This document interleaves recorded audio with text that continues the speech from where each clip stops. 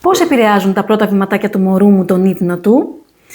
Λοιπόν, όταν τα παιδιά ετοιμάζουν να περπατήσουν, βρίσκονται μπροστά σε μια τεράστια κατάκτηση, αυτονομούνται κινητικά και είναι πάρα πολύ σημαντικό αυτό για τη ζωή τους.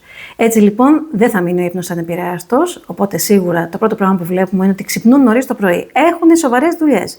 Πρέπει να μάθουν να ισορροπούν, πρέπει να μάθουν να συντονίζουν χέρια-πόδια προκειμένου να κάνουν τα πρώτα βηματάκια και όλο αυτό τα ενθουσιάζει. Οπότε θα μας πούν καλημέρα αρκετά νωρίτερα και θα θέλουν να βγουν στο σαλόνι να περπατήσουν. Δεύτερο, θα δούμε ότι μπορεί να καθυστερούν να κοιμηθούν στα ημερήσια υπνάκια τους ή να ξυπνούν νωρίτερα. Και τρίτο, θα δούμε σίγουρα νυχτερινά ξυπνήματα. Μερικά είναι τόσο ενθουσιασμένα που κόβουν βόλτες όλη τη νύχτα γύρω-γύρω στην κούνια και εξασκούν και εκεί τη βάδιση. Τι μπορούμε να κάνουμε εμείς? Σίγουρα δίνουμε πάρα πολλές ευκαιρίες για να κινούνται σε ασφαλή χώρο κατά τη διάρκεια της ημέρας. Βοηθάει η ξυπολιταρία προκειμένου να περπατήσουν. Αν έχουμε κάτω ένα playmat, δεν κρυώνουν τα ποδαράκια τους. Ανοίξτε λίγο παραπάνω το καλοριφέρ σας και αφήστε το να κόβει βόλτες χωρίς καλτσάκια και ας φωνάζει η μάνα σας.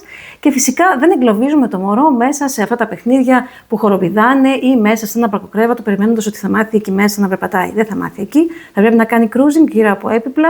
Θα το προσκαλέσω και εγώ να έρθει στην αγκαλιά μου σε μικρή απόσταση από κάποιο έπιπλο που στηρίζεται, προκειμένου να απελευθερωθεί, να κάνει τα πρώτα βήματα, να πανηγυρίσουμε όλοι, να φτιάξουμε την περπατόπιτα και να κοιμηθούμε μετά καλύτερα.